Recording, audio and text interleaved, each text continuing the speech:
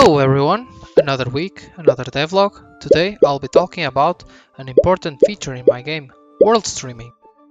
Just letting you all know that it's not fully complete, but it's kind of stable. So let's take a closer look.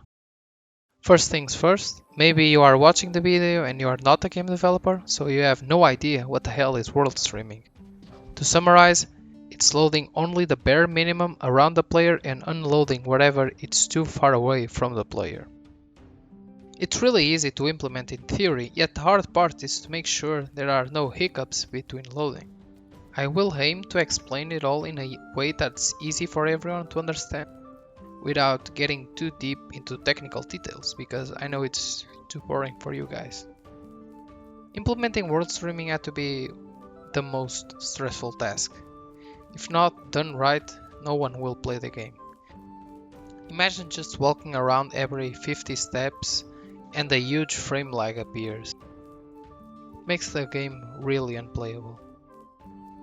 Let me tell you how I started. I went on the asset store and bought a GPU instancer software. Why? It's well known that for an open world game you need to utilize GPU instancing, otherwise your game is going to run very slow. There is simply too much grass that needs rendering.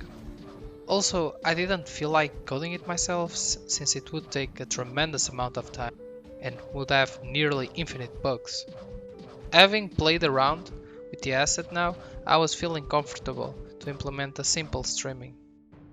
The plan is to divide the world in terrains, and each terrain in 9 smaller sectors. Then only load nearby sectors around the player. But because not all objects are equal, I created some separation.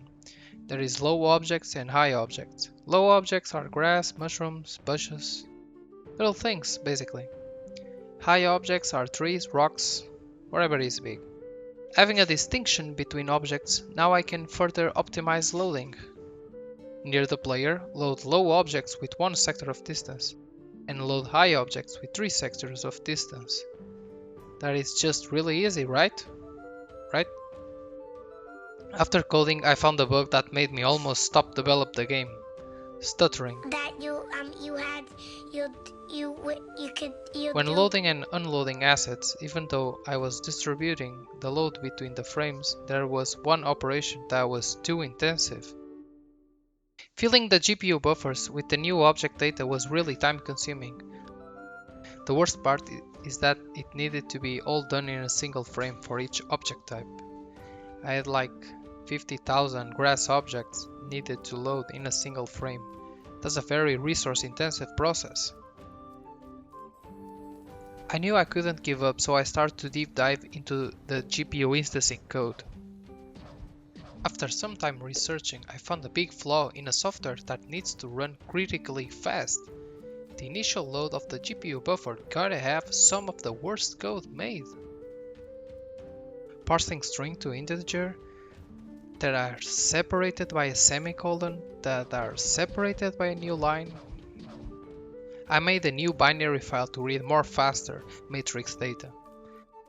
After reading, also store in memory each matrix so you don't need to read the file again if it's near the player.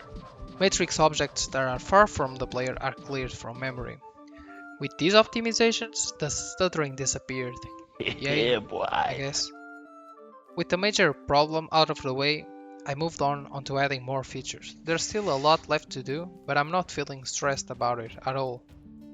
Let me know if there's something that I'm overlooking. I'm not an experienced game developer and need some guidance still.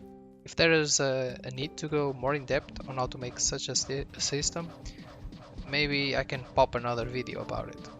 That's it for this devlog. Don't forget to wishlist my game on Steam. See you next week.